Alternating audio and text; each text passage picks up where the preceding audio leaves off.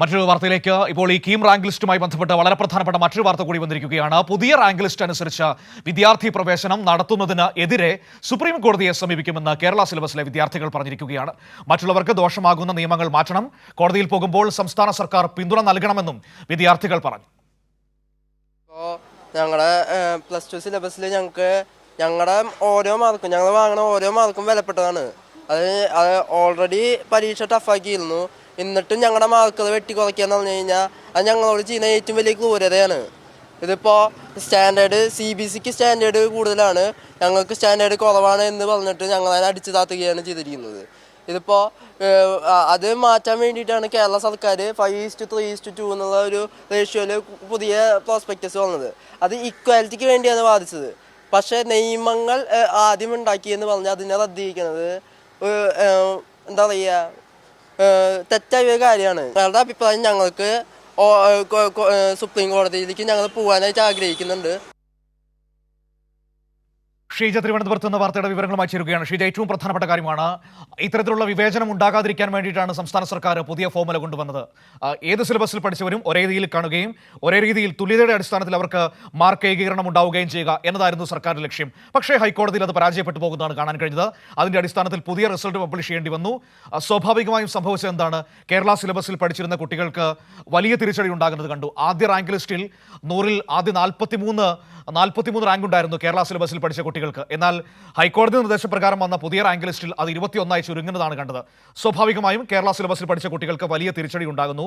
ഇപ്പോൾ അവർ അതിനെതിരെ സുപ്രീം കോടതിയിലേക്ക് പോകുന്നു എന്നാണ് നമുക്ക് മനസ്സിലാക്കാൻ കഴിയുന്നത്. ആ രീതിയിൽ പുതിയൊരു നിയമ പോരാട്ടത്തിലേക്ക് കാര്യങ്ങൾ എത്തുകയാണോ?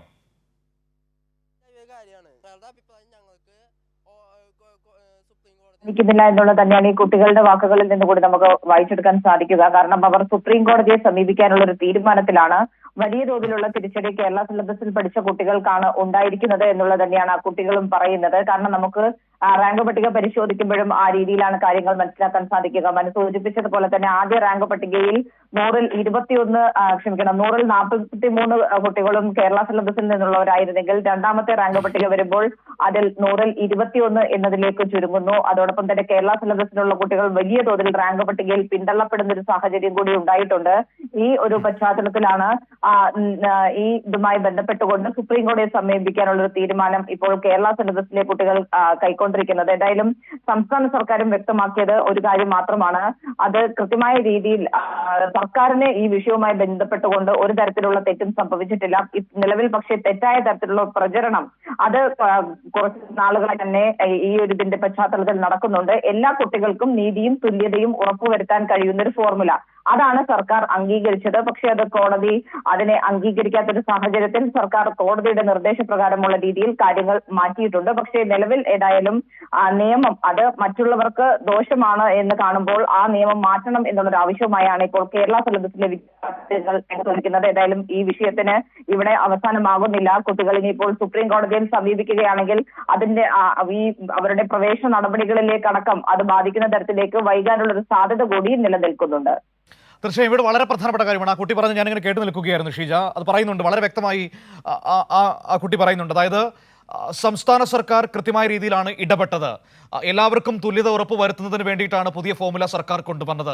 പക്ഷേ അത് ഹൈക്കോടതിയിൽ നിലനിന്നില്ല. അതുകൊണ്ടാണ് ഞങ്ങൾ സുപ്രീം കോടതിയിലേക്ക് പോകുന്നത് എന്ന് വളരെ കൃത്യമായി പറയുന്നുണ്ട്. അതായത് ആ വിദ്യാർത്ഥികൾക്കടക്കം മനസ്സിലായിട്ടുണ്ട് സർക്കാരിൻ്റെ ഇടപെടലിൻ്റെ ഉദ്ദേശശുദ്ധി എന്തായിരുന്നുവെന്ന്.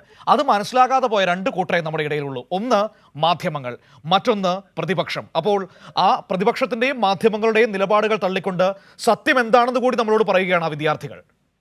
തീർച്ചയായും ആ വിദ്യാർത്ഥികൾ പറഞ്ഞ കാര്യങ്ങളിൽ നിന്ന് തന്നെ അത് വ്യക്തമാണ്. കാരണം അവർ പറയുന്നുണ്ട് ഇതുവരെ ഒരു ചിത്രീകരണം ഉണ്ടായിരുന്നത് CBSE കുട്ടികൾ എന്ന് പറയുമ്പോൾ അവർ കുറച്ചുകൂടി ഉയർന്ന കാറ്റഗറിയിൽ വരുന്നതും സ്റ്റേറ്റ് സിലബസിലെ കുട്ടികൾ എന്ന് പറയുമ്പോൾ അതിന് താഴെ നിൽക്കുന്നവർ എന്ന രീതിയിലാണ് പലരും ചിത്രീകരിച്ചുകൊണ്ടിരുന്നത്. അവിടെയാണ് ഒരു ഏകീകരണം കൊണ്ടുവരാൻ വേണ്ടി സംസ്ഥാന സർക്കാർ ശ്രമിച്ചത്. ആ ശ്രമങ്ങൾ അത് അവർക്ക് അനുകൂലമാകുന്ന അവരെ കൂടി പിന്തുണയ്ക്കുന്ന രീതിയിലുള്ള ഒരു നടപടിയാണ് സംസ്ഥാന സർക്കാർ സ്വീകരിച്ചത്. പക്ഷേ അതിനാണ് ഇപ്പോൾ കോടതിയിൽ നിന്ന് തിരിച്ചടി ഉണ്ടായിരിക്കുന്നത് എന്നുള്ള കാര്യം തന്നെയാണ് ആ കുട്ടികളും നമ്മൾ ഇപ്പോൾ കണ്ടതുപോലെ തന്നെ പ്രതികരണത്തിൽ വ്യക്തമാക്കുന്നത്. പക്ഷേ ഈ പറയുന്നത് പോലെ പ്രതിപക്ഷം ഇതിലും രാഷ്ട്രീയം കാണുക എന്നുള്ളൊരു നിലപാട് മാത്രമാണ് സ്വീകരിച്ചിരിക്കുന്നത്. എല്ലാ വിഷയങ്ങളിലെ പോലെ തന്നെ വസ്തുതയ്ക്കപ്പുറത്തേക്ക് അതിനെ കേവലം രാഷ്ട്രീയത്തിലേക്ക് മാത്രമായി ചുരുക്കിക്കൊണ്ടുള്ള ഒരു സമീപനം അത് തന്നെയാണ് ഇതിലും പ്രതിപക്ഷം സ്വീകരിച്ചിരിക്കുന്നത്. മനു.